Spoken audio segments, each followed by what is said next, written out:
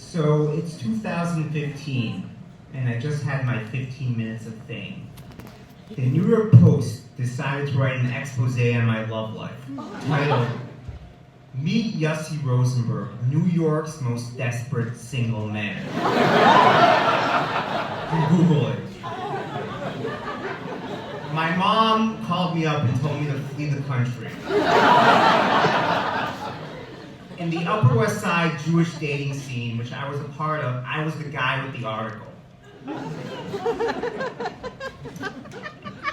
And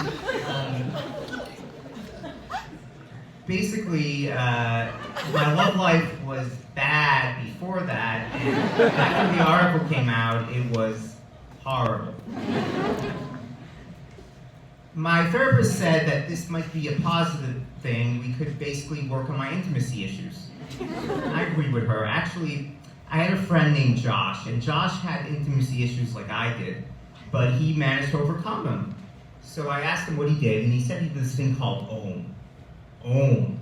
And I said, all right, I'll give it a shot. If it can help me, what do I have to lose?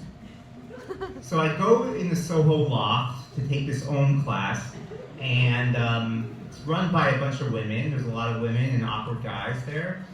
And a lady gets up and says, OM stands for orgasmic meditation. I'm like, huh? And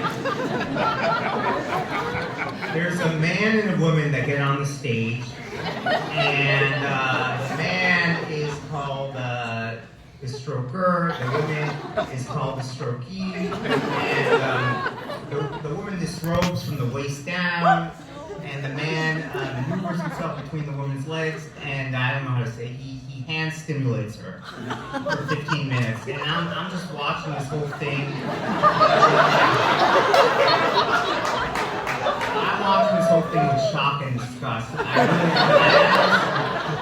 So I get out of the class and I call Josh, like, what kind of Nexium sex cult are you taking me there? That's not for me. He said, he called on the phone, he says to me, Yossi, do you want to be the most desperate single man forever? No, I mean, I did have a point. So now Josh spent a lot of money on this OM thing, and he was very high up within the ranks. He was what we call, he was a master stroker. And he was a member of a WhatsApp group that had all these people on it. He said, I'll just add you to the WhatsApp group. I said, okay. He added me to the WhatsApp group, and next thing I know, I'm a part of this inner world here. And, so there were these women on the group, basically summoning you to stroke them. So the first person that I stroked was this person, Brenda. She was a 55-year-old divorcee. Crunchy granola type. Anyway, I came in there, I had my gloves and my and I did the deed, and honestly, it felt like electric, and I started feeling confident about myself.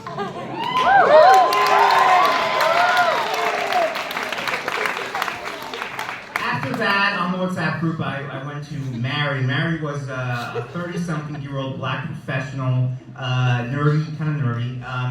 I knocked on her door. She had a nice apartment. I'm in love.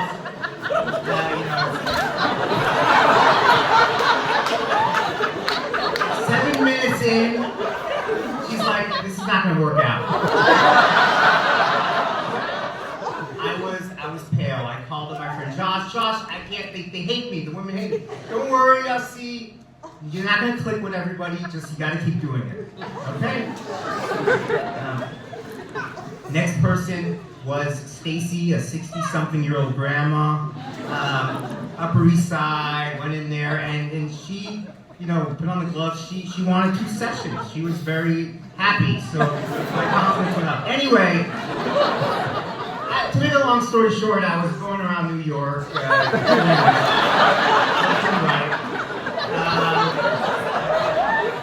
it was affecting my work. I was taking. My boss was asking me why I was taking all these lunch breaks, these long lunch breaks. I said I was taking a meditation class, which was not a lie.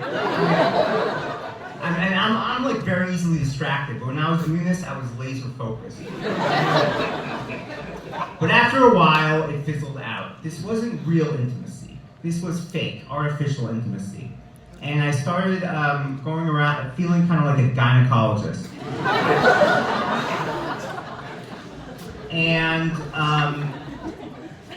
yeah, it just kind of fizzled out. And I got what I needed out of it. That area of the female anatomy I was scared of, and it was like exposure therapy, but I was done with it. It was over. I wasn't getting anything out of it anymore.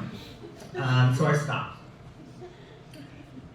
A couple of years later, I'm dating this girl, and she asked me, I like this girl. It was going well, third date.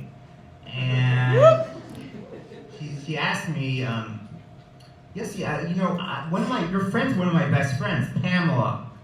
I'm like, Pamela who? And she's like, Pamela Solomon? I'm like, oh shit. And this girl was somebody I took the class with.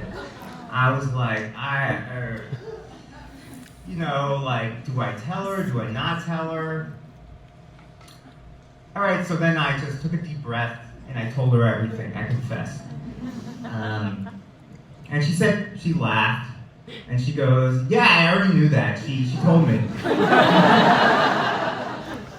And I thought, this was real intimacy. This person saw me with all my sexual deviance, and she had decided that it didn't matter, and she saw me warts and all, and that was real intimacy. So, I married her.